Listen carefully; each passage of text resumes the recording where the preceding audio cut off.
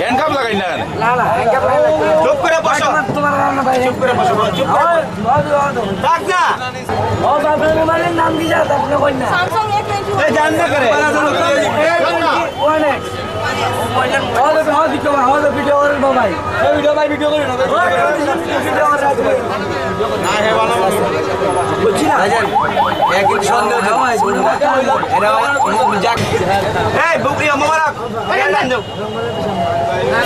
তুই মোবাইলটা উদ্ধার করে দা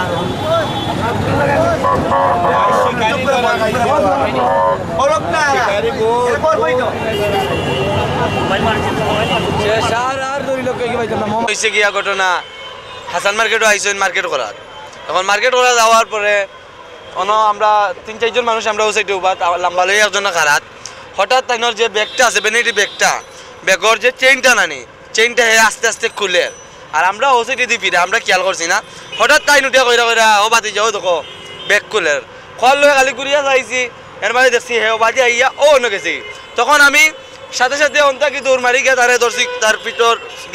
জাম্পারের যে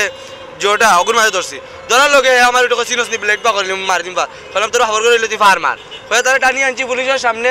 আনার পরে হে অস্বীকার যার তারা তো একটা দামি বন পাইছি এই দামি বনটা মানে ধরি লোক তারও নাই গো আর কোন বইনোর মোবাইল চুরি করছে কি তা হবে এটা তো চুর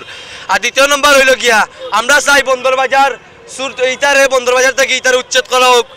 ইটা বন্দর বাজার যতদিন থাকবো